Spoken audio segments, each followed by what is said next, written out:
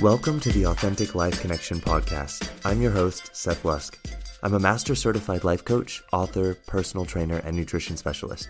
For over a decade, I've been helping people with their dreams and goals for their life and health. I spent many years watching people get frustrated with their journey in life and giving up on taking actions towards their goals. So I dug in deep to find answers to why so many of us face this same frustration and struggle in life. So in this podcast, we're going to dive in deep on topics surrounding what it means to consistently live a fulfilling and authentic life, where you are unstoppable in taking action towards your dreams and goals. So the only question is, are you ready to start living your most authentic and fulfilling life once and for all? Then let's get started, shall we?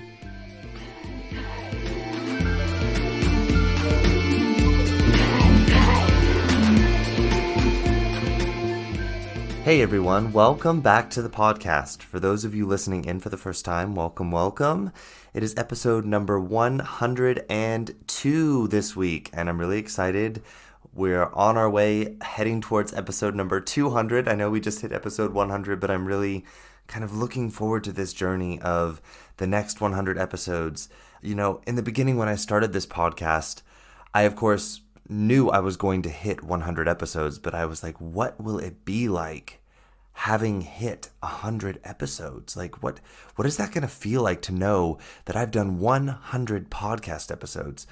And to be honest, the feeling it's quite incredible. It's fascinating. It's like I've by showing up every week and doing this and showing to myself that I don't just conceptually believe that I can do this. I've done it now, and I've built that sort of extra layer of trust in myself to know that even when things feel hard, even when things feel difficult, even when it's inconvenient, I can show up for myself and put in the time, put in the work, and create something that is important for me, even when I don't feel like it. And doing 100 podcast episodes really helped me to see that I am actually capable of this. And this is something that I struggled to believe about myself for the longest time. And I know so many of you out there feel the same way, that you don't believe when you create goals for yourself, when you tell yourself what is important and what you want to do, that you'll stick with it.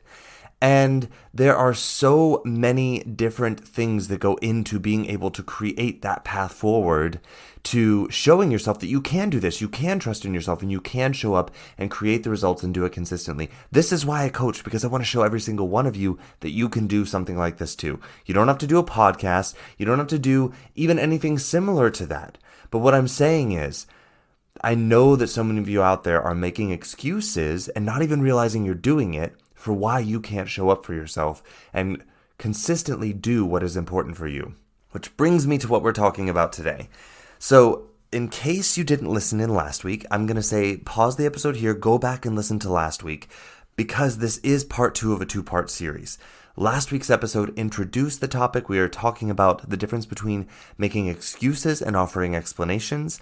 And last week I really cleared up how to energetically see the difference between the two and showed you all how this shows up in our relationships with other people.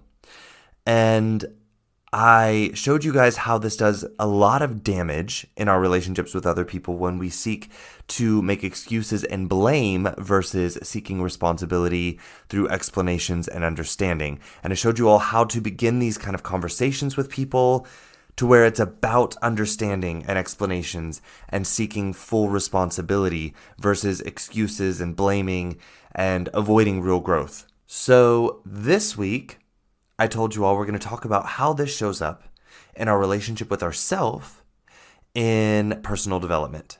Because this also happens in personal development. It's not just something that we do with other people, making excuses and blaming. It doesn't just happen there.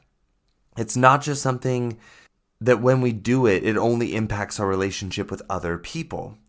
Excuses and blame with other people impacts our relationship with ourselves. Excuses and blame in personal development also impacts our relationship with ourselves.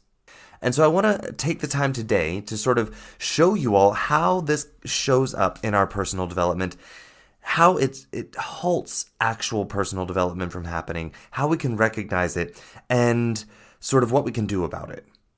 So often in personal development, we also take the path of blame instead of responsibility. We talked about that last week and how to recognize the difference between taking the path of blame and responsibility.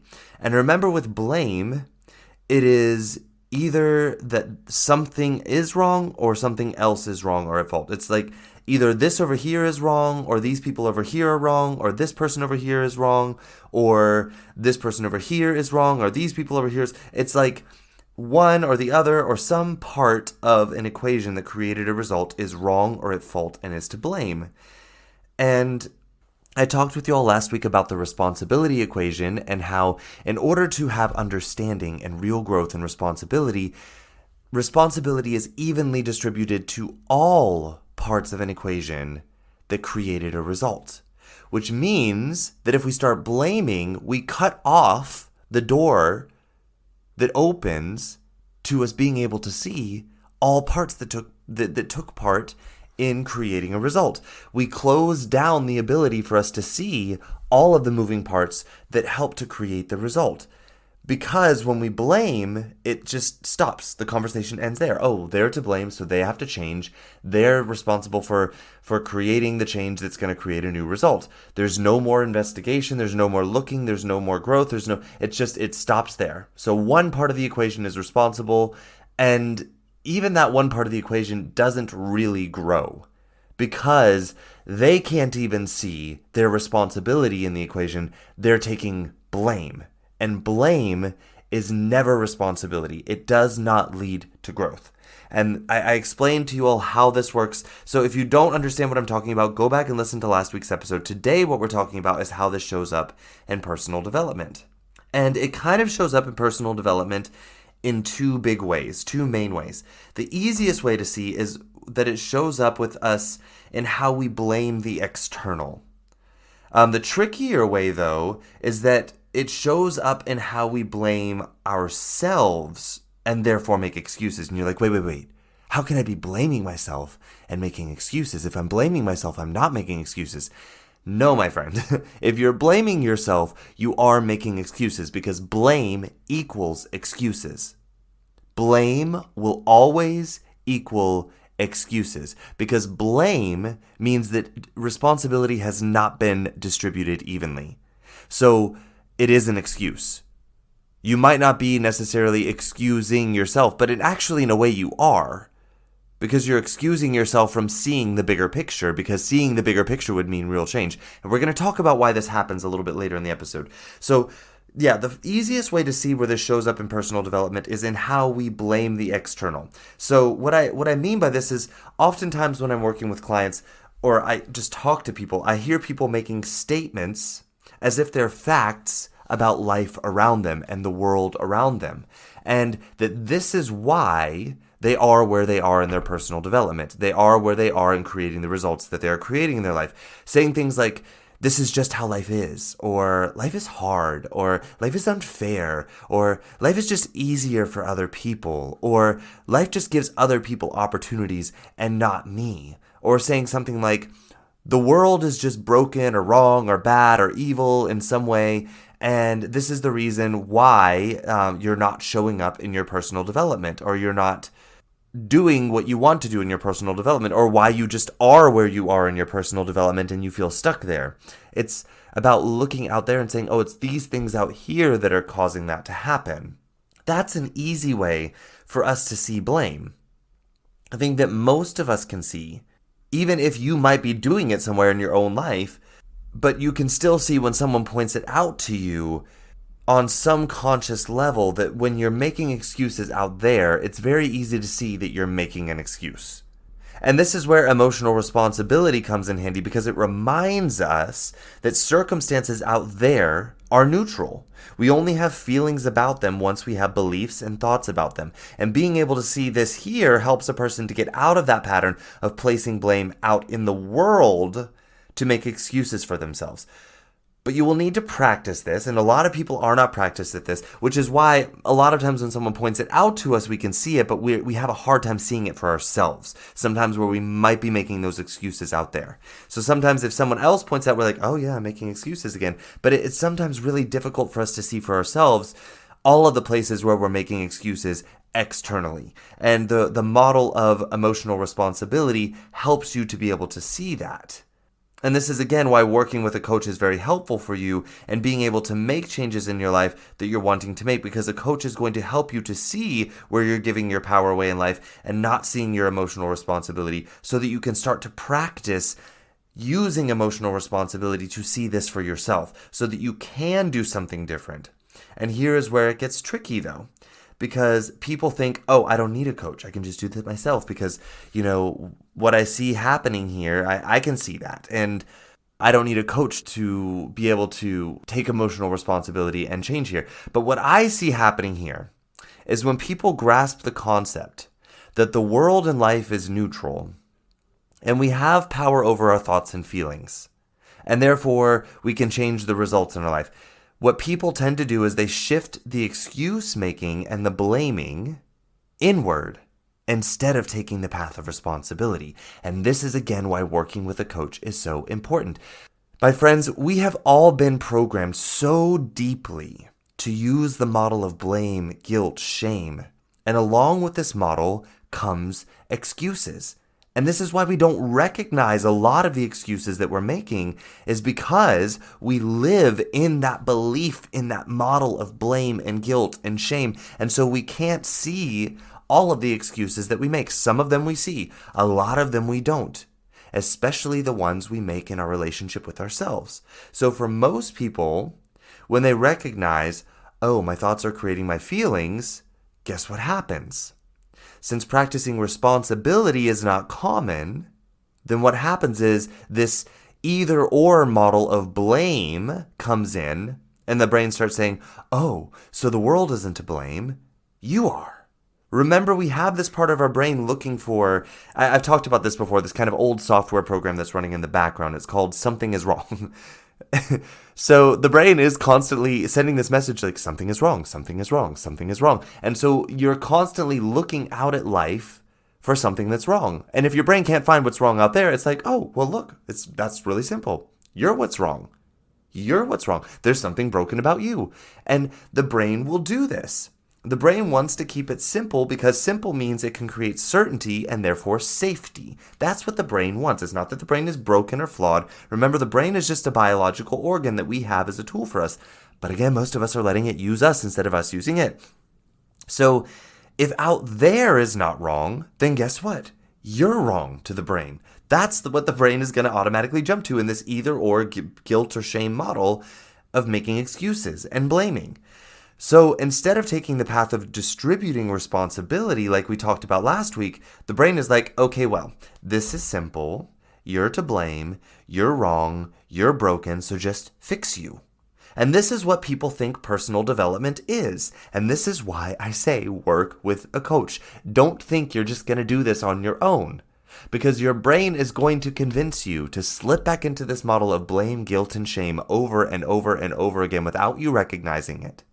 And convince you that if you can't find something else out there to blame, just blame yourself. Really simple. You're broken. There's something wrong with you. Fix you. Get to work changing your behaviors. Obviously, there's something wrong with you.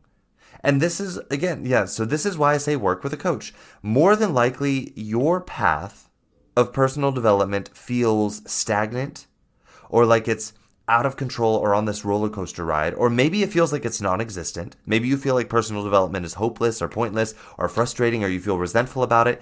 And this is why. Maybe your personal development for you, what you think personal development is that it should feel like a bunch of resistance and using a lot of willpower to like make changes because you're so broken and there's something so wrong with you, you need to fix it. And maybe you feel like personal development is this kind of resistance and willpowering. And maybe you're even afraid, like, how long am I going to be able to keep this up? Oh my God, when am I going to change enough that I don't have to keep using this willpower resistance? Well, the truth is, as long as you're coming from this model of guilt and shame and blame, you will always be using resistance and willpower because you don't allow yourself to see the full truth that allows you to use love and compassion to change and it become unstoppable. So this model of turning blame inward plays a huge role in personal development and how you will go about doing it. One of the most frequent areas that I see this confusion coming in and this model of blame coming in is when I first start working with my clients and we begin addressing their internalized beliefs and then therefore the behavior patterns that these beliefs create in their life. And as a coach who coaches in authenticity, I approach creating change in life from the perspective of understanding how it is that we are creating the life that we're creating right now and why we're doing that. What we believed was important in why we're doing what we're doing and how we thought it was going to create the life we want, even though it's not. So that we can understand what we want to do differently and why we want to do it differently in the future. And since so many people are taught models of guilt and shame as their motivators to change, this means that when I address old patterns in people and I show them how they're choosing to create certain results in their life, what happens is, most often, they jump into a dialogue of shameful or guilty brokenness and how they are to blame for how horrible their life is. And they just need to hurry up and change their brokenness and change their behaviors because, they're just so stupid and lazy and selfish and they've got to hurry up and change those behaviors so that they can change how stupid and lazy and selfish they are. And they use so many other adjectives to describe themselves and that they've been taught to believe about themselves because they believe that their behaviors are them and that therefore they are these adjectives because of these behaviors that they exhibit. So they just have to change the behaviors so they can change who they are. Or they might say something like, oh my God, yeah, this is how I am. This is the kind of person that I am. This is just how I've always been. And they want to change who they are or what kind of person they are because they believe that who or what they are is something bad or wrong and is shameful to be that kind of person, and that they are that kind of person because of the behaviors that they're doing. Instead of seeing that there is a reason why, an explanation why they are doing this. And in seeing that, they have responsibility, not blame. Blame absolves all of that responsibility. We think that blaming ourselves is taking responsibility, but it's actually the exact opposite. We are bypassing responsibility and jumping into hurrying up and fixing behaviors so that we can be a better person, be a different person, be someone we're not shameful of or guilty for being. And this bypasses real change. Because as I've talked about in the past, who you are, what you are, is not broken or wrong or bad in any way, shape, or form. You are perfect. You just have layers upon layers upon layers of beliefs that you have taken on and internalized in this life and forgotten who you are, so you're not showing up as that person anymore. These behaviors are a result of those layers of behaviors. They're not a result of who you are. And so personal development isn't about changing who you are, needing to blame who you are so you can change. It's about realizing that these are layers of who you are not and why you took them on. So I get it. We're taught to believe in this approach of blaming ourselves and seeing ourselves as something that's so broken, so shameful, so something we should feel so guilty about that we just feel so awful. And then we get out there and we willpower ourselves and resist ourselves into changing behaviors. And we blame ourselves. And I get it, we're taught to believe that this approach is virtuous, it's noble, that it's the responsible thing to do. But the truth is, this approach doesn't lead to real authentic change. It's not virtuous, it's not noble, it's a broken model of guilt and shame, and it is not the responsible thing to do. It is, again, making excuses.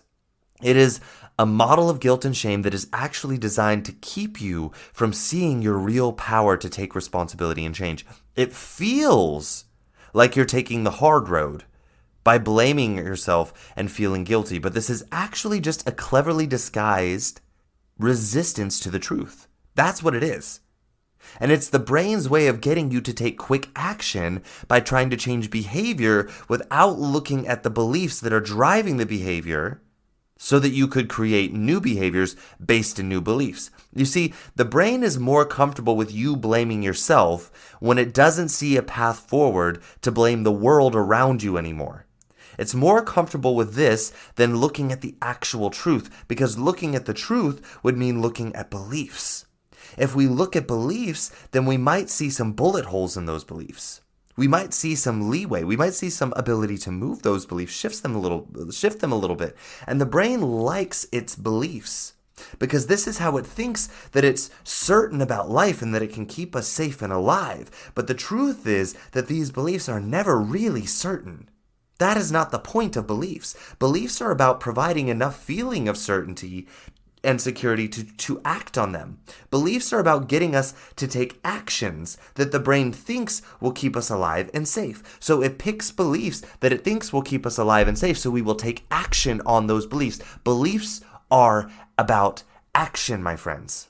If we don't rush into action and instead we stop and turn inward and examine the beliefs and why they are there, and if we want to continue believing certain things that are keeping us stuck in patterns we don't want to be stuck in, then we might think about changing what we believe about life.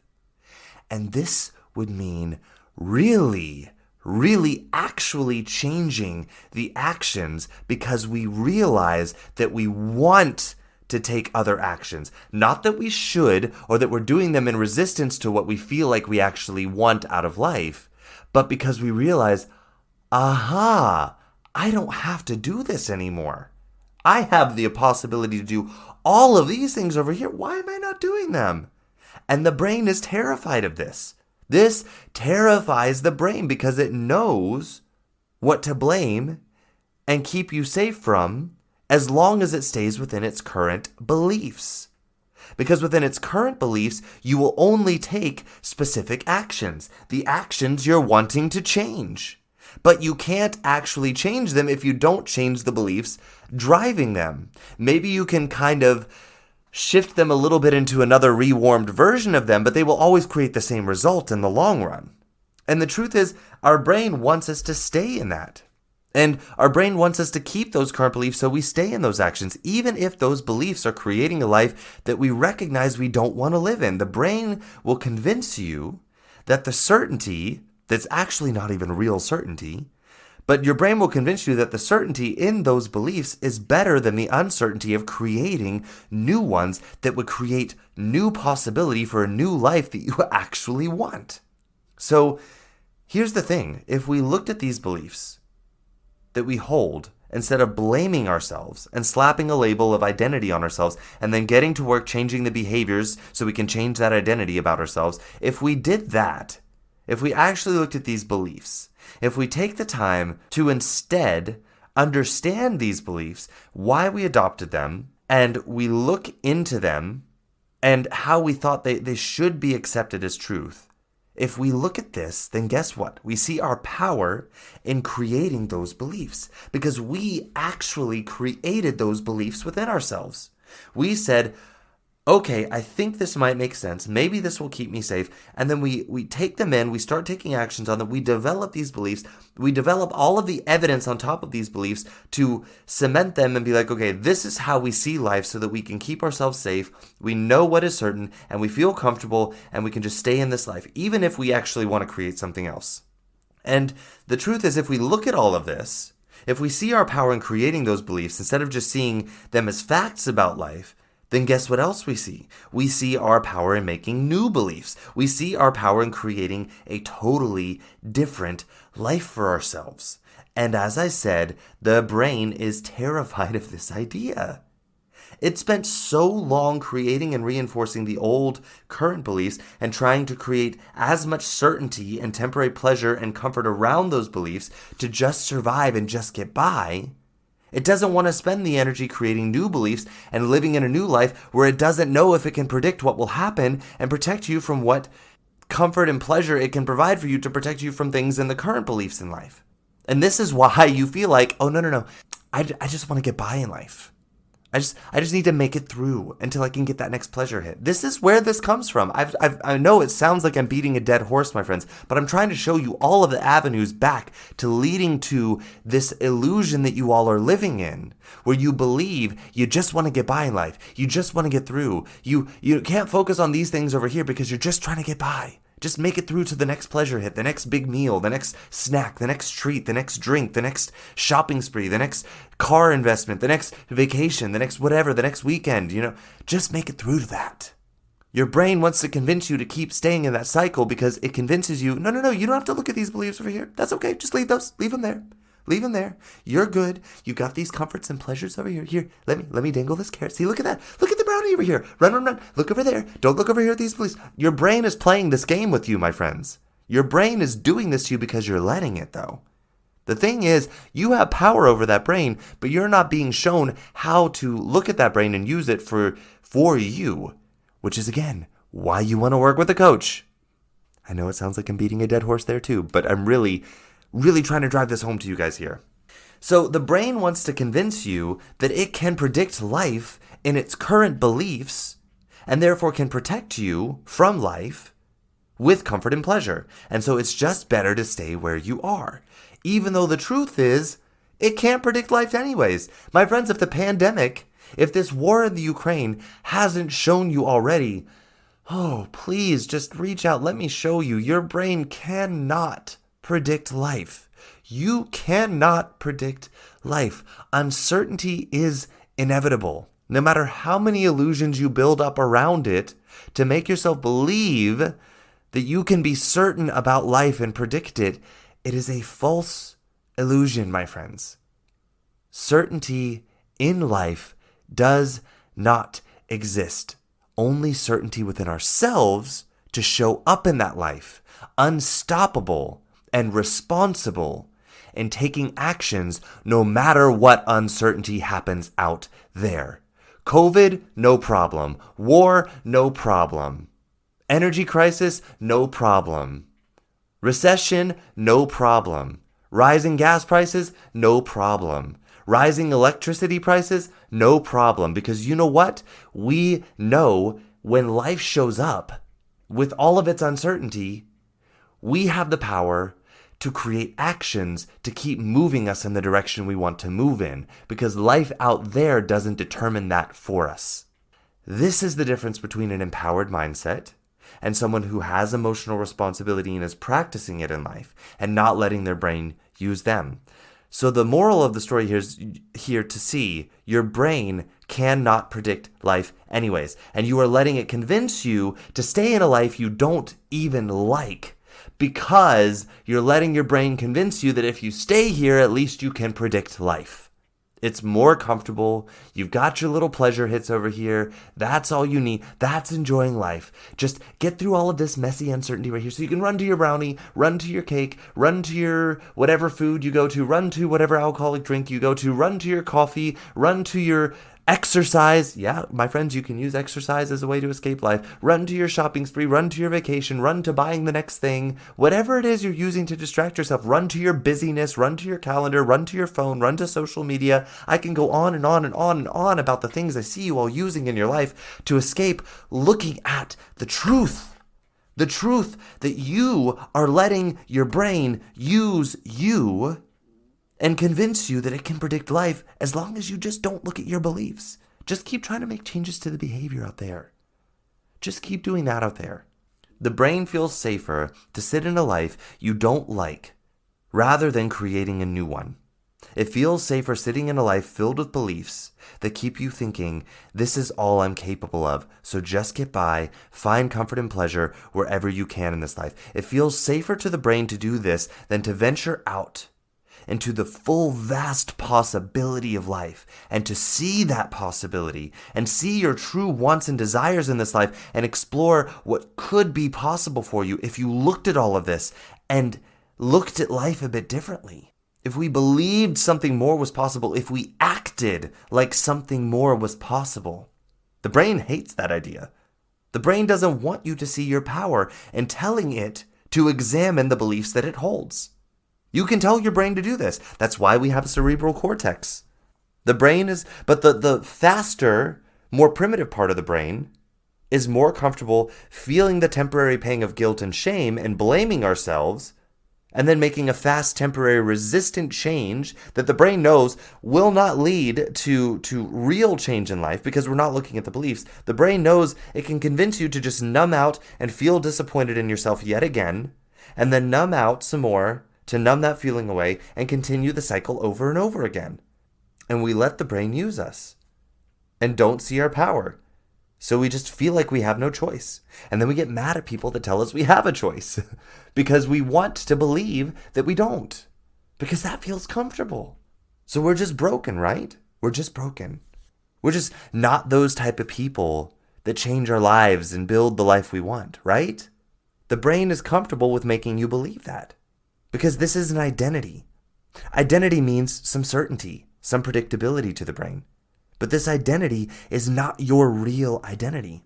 It's what we call an ego identity, designed with the brain to keep you from seeing your true power in life, keep you from getting out there and changing beliefs, and therefore doing real new things in life and creating a life that is not familiar to you, that's brand new, the life you want to live. The reason you're not creating the life that you truly want is because in order to do that, you've got to do new things that you've never done before, that you're not familiar with. Being there, getting there won't feel better. It's going to feel very uncomfortable because you're in all of this uncertainty. It's a whole new life. But we see uncertainty as being this bad thing, and that uncomfortable is a bad thing. So we revamp, we reheat, we reuse old behavior patterns and tell ourselves that we're changing.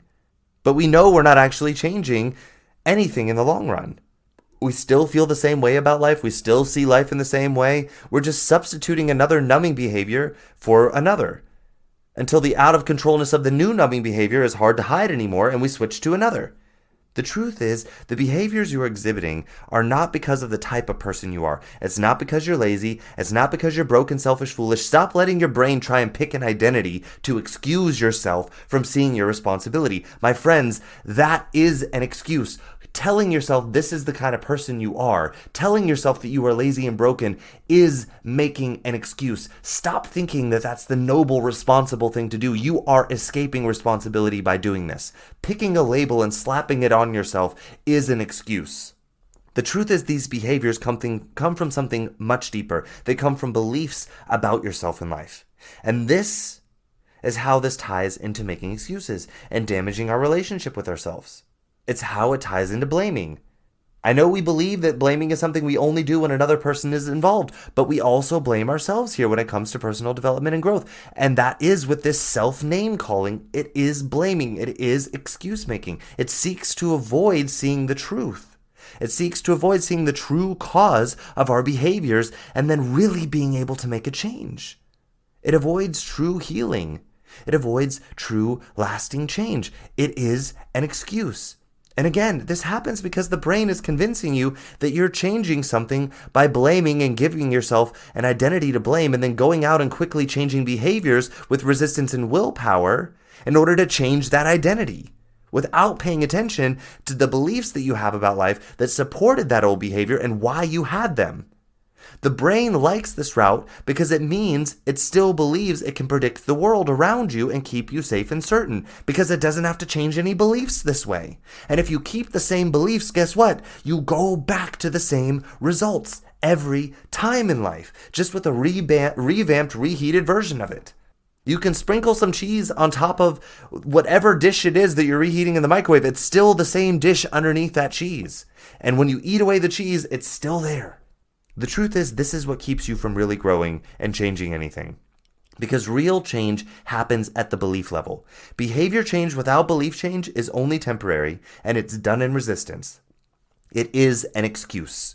Changing behaviors without changing beliefs is an excuse, my friends. The longer we are in resistance by blaming and excusing, the more suffering we create for ourselves. And the harder we crash back into old behavior patterns that feel familiar to us, even if we don't like the results of them. Familiar is always the trump card for the primitive part of the brain. And like I said, most of us are letting that part of the brain run us, instead of us using our cerebral cortex to run it and run our lives by intention, authenticity, and empowerment.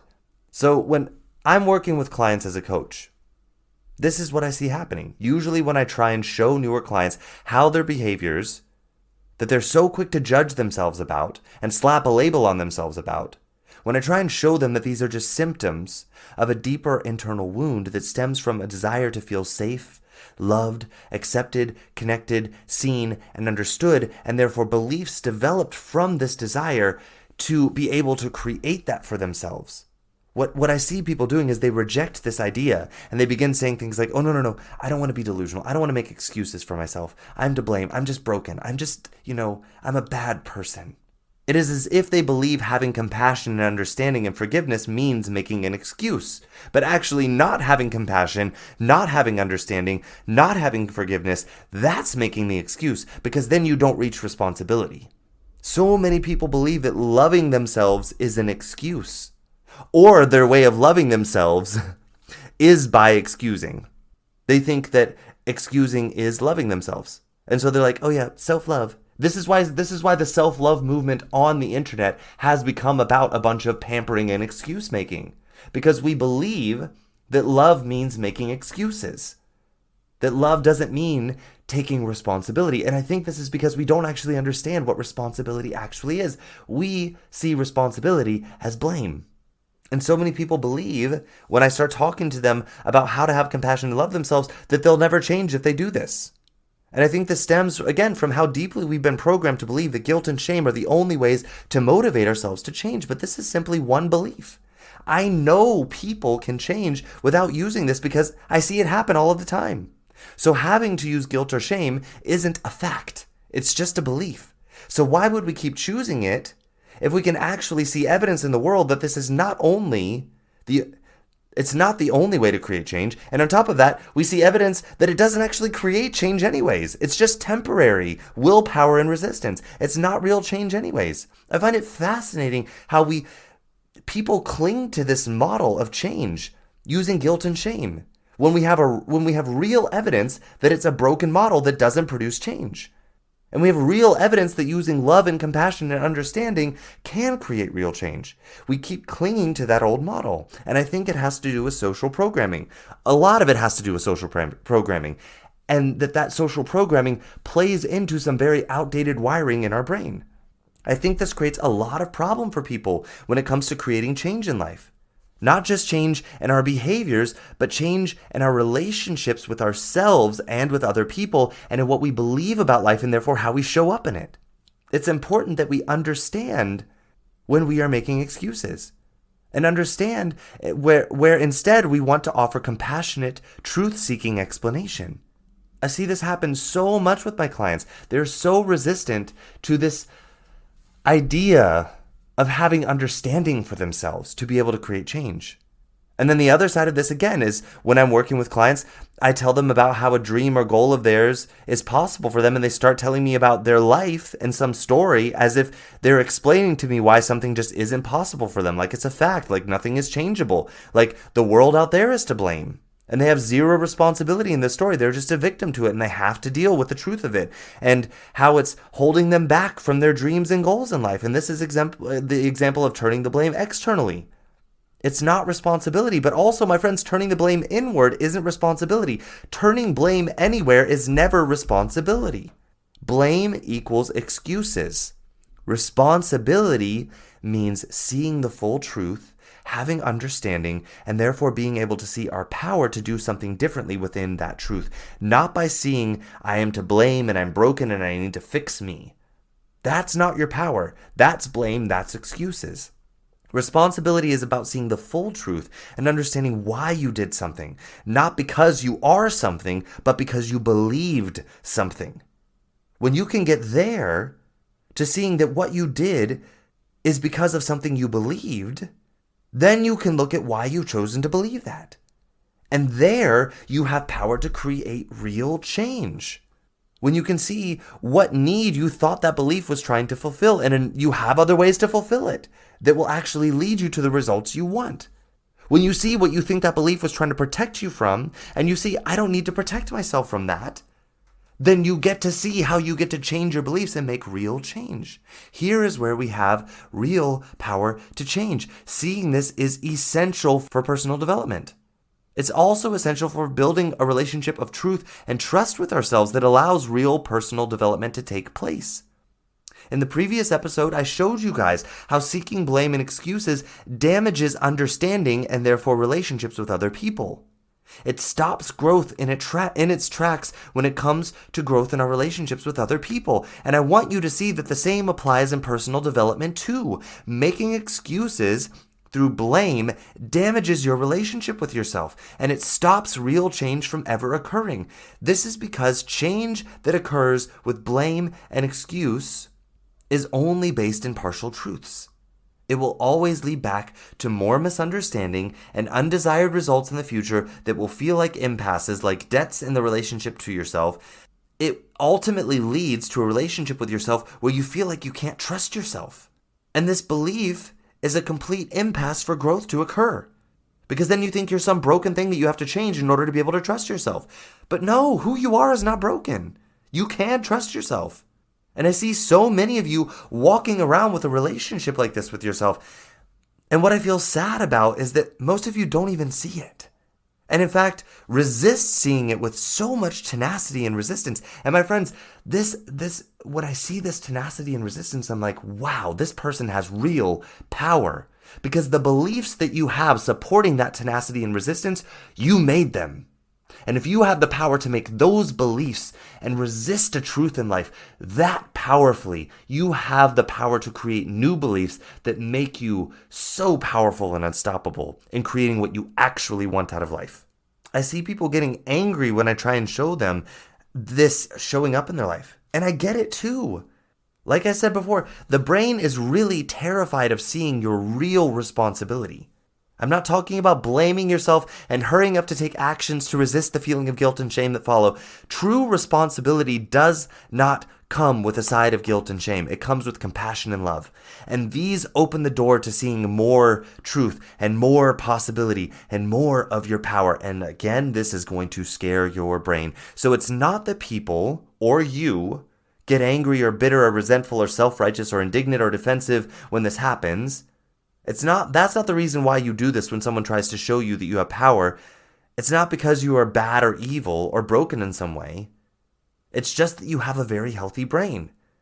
And you haven't been shown your power to use it, instead of it using you to avoid real change and growth in life. And again, the brain doesn't do this because it's broken or evil. It just has old biological wiring that is out of date. It's out of date with how rapidly we're so busy out there changing the world because we think it'll make us feel better about ourselves. And so our brains can't keep up. Our brains can't evolve fast enough to keep up with this. And the truth is, if you don't understand the wiring of your brain and what it will urge you to do, and you don't understand your own power in accounting for that and even leveraging it to your advantage, then the brain will use you instead of you using it. My friend, it feels uncomfortable for sure. To step into real growth feels uncomfortable. I'm not trying to say it's going to feel comfortable. It is a territory the brain is not familiar with. But the problem is we see uncomfortable as a problem. And this is why we avoid it. But uncomfortable is simply a sign that the brain is not familiar with something. And it doesn't feel certain with it. But guess what? This is a good thing. If the brain feels unfamiliar and uncertain, then this means we're in all new territory, which means we have all new opportunities to create something completely different. Uncomfortable is a great thing. And the more we can recognize this and recognize, of course, my brain wants to resist being uncomfortable, but I actually get to tell it, no, wait, let's stay here. Let's stay here a bit. Let's see what's here for us. Instead of jumping to the next pleasure. Shopping, food, alcohol, drugs, television, Instagram, Facebook, whatever it is you're using to feel comfort, to avoid the uncomfortable. My friends, uncomfortable is not bad. We're so stuck in this idea of labeling certain emotions as good and some as bad, and some are uncomfortable and some are comfortable, and so, oh no, uncomfortable means bad. What we don't understand is uncomfortable is good. Uncomfortable means we're in new territory. Uncomfortable means growth is happening. Uncomfortable means a new frickin' life is on the way. The one you're probably wanting. So stick with it. Stay in it. Lean into the discomfort. Choose the discomfort. This is what I keep trying to tell you guys. But this is also why the brain will convince you to just use guilt, shame, and blame here and keep looking to change things out there in the world around you or in your behavior to stay away from examining the brain for the beliefs and ideas that you thought are keeping you in the patterns that don't serve you and that don't serve your biggest dreams and desires, because those are familiar. Those feel comfortable to the brain, even though they're actually uncomfortable. The brain doesn't want you to make real change. Not because it's bad, it just believes that this is dangerous and you will die. The brain believes that if you change, you will die. And it's hardwired to try and get you to stay away from anything that it believes may cause this to happen. And the truth is, when we change, when we really change, I'm not talking about changing behaviors, I'm talking about when we change belief, death does occur. When we create true change, death does occur, so the brain is validated in thinking, oh, death's about to happen if we do this. And this is why the brain's going to kick and scream and convince you to stay comfortable. Because something does die. What dies is a false identity. The part of the ego dies when we truly change and grow. And the ego and the brain work hand in hand, my friends. So there is a powerful urge to resist this from happening. Ego death is terrifying to the brain. And by ego death, I mean letting go of an identity. When we change our beliefs, we lose something that we thought we were identified as. And it's not physical death, but it feels the same to the brain. Because in physical death, the brain doesn't know what happens after, because the brain can't go there. It's a physical organ. It can't pass into death. And the same happens in ego death, because the brain likes to attach itself to an identity. That is the ego. And if the brain is attached to that identity and you go somewhere else, the brain doesn't know how to follow you. And it's like, oh, wait, I don't know how to go there. What do I do? It's going to be so uncertain. Oh my God, it's so uncomfortable. No, stay here. It's going to kick and scream, my friends. It's going to give you the most powerful urges to stay exactly where you are and just, no, don't look over there. Just make a change in the behavior. Come on, that's so much easier. Can't we just do that? It's like, it's going to panic on you. When we change beliefs and truly change how we're showing up in the world, the identity of the brain that the brain has attached to dies, and the brain does not know how it will come along with you at that point either. So, to the brain, this is equally as terrifying as actual physical death. Which I would also beg to differ, like, why are we fearing physical death? But that's a topic for another time. But this is why the brain resists this so much, and why it equates it to death, because to the brain it feels the same. And again, this is why working with the coach is so important. Because if you have a healthy brain, your brain is going to fight tooth and effing nail to try and use every blind spot it can throw at you, every hidden belief it can pull out and be like, oh, what do I have in the repertoire here? Oh my God, this one isn't working. Like, your brain will pull out its full-on arsenal. It will nuclear weaponize your ass if it has to try and keep you from making real change in your life. Because your brain thinks that that's its job. And until you learn emotional responsibility, until you learn how to use your brain as a tool for you, by working with a coach, your brain will continue to use you. And it will use any means necessary to do so. And a coach is basically just able to give you the perspective to show you, hey, look, your brain's doing it again. Remember your power here. Remember your power here. Don't let your brain do that to you. Talk to your brain. Show it what's going on. Don't let your brain tell you what's going on. You get to tell it. You get to show up in life. You get to show it what to believe. You get to take all parts of the brain, even the terrified parts, and show them love and say, I get it. I get why you think you need to believe this. I get why you feel terrified. Here, come on, sit down. Let me show you. Let me show you what we can be capable of. You get to be that reparenting to your brain. And a coach is able to show you those spaces where you're letting your brain use you and you're not reparenting your brain. You're letting old, outdated beliefs that you just took on when you were a child, just trying to survive and get by and find safety and find love and find ways to be fed and taken care of and sheltered. All of those beliefs still show up in your adulthood, and they're why you keep exhibiting these behaviors that keep you stuck in a life that you're like, I don't want to be living in this life. Why do I keep doing this? That's why. Because you won't look at the beliefs. You won't look at why you created them so that you can do something different. So you can take your brain and be like, hey, brain, you're very healthy over here. You're terrified. Here, let me show you what we're going to do with life. It's okay. It's okay. You can kick and scream all you want. I got you. I got you. I talk to my brain like this all the time.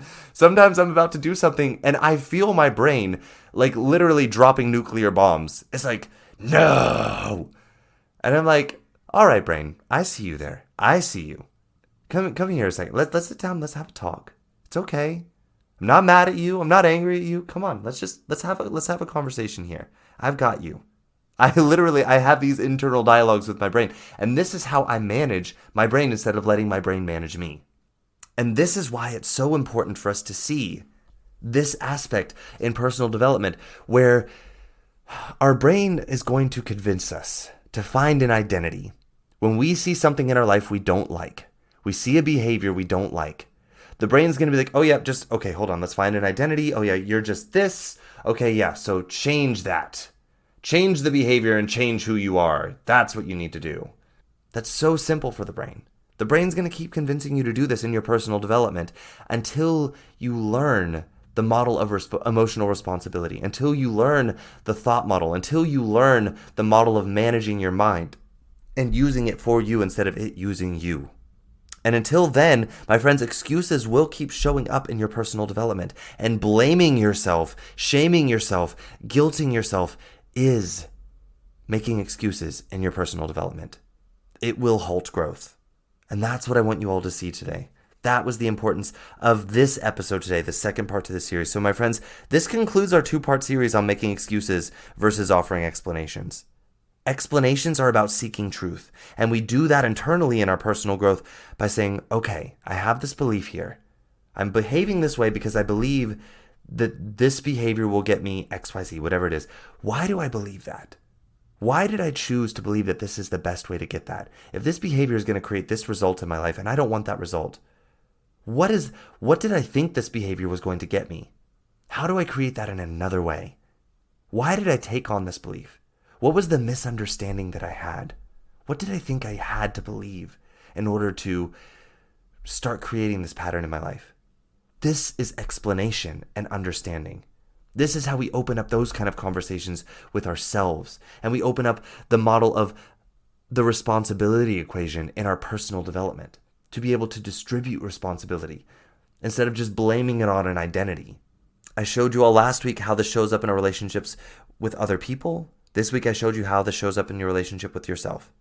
I want for you all to see this clearly and have the awareness to start approaching your personal development with vastly new possibility by shedding away this belief in the model of blame, guilt, shame, and excusing yourself. Even excusing yourself by blaming yourself. I know that sounds crazy, but when you blame yourself, you are excusing yourself. So if you find yourself blaming yourself, and by blaming yourself, I mean picking an identity, picking an adjective to describe yourself, and that's the reason why you're doing this. And then you just go out there and change your behavior. My friends, that is making an excuse. And the only way to shed away this layer is if you truly understand why you use this model in the first place. And all of the ways it shows up and can trick you into staying in that model of change, even if you realize it doesn't work. So I want you all to have that ability to move out of this model. And I'm here to help you into that. I'm here to help you. I'm here to guide you into seeing how this model is showing up in your life and why it is showing up in your life in your own unique way.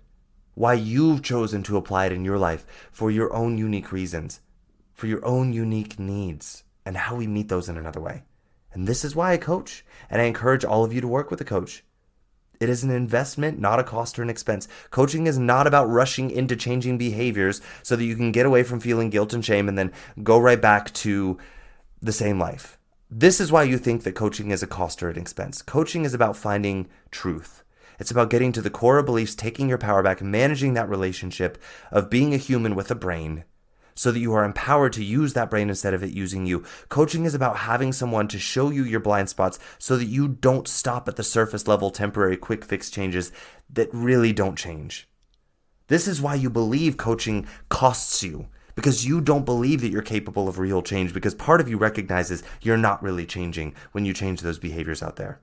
Coaching helps you instead to find your true power to create unstoppable, authentic change at the belief level that ends up coming out on the action level, but that it's lifelong because it started at the belief level.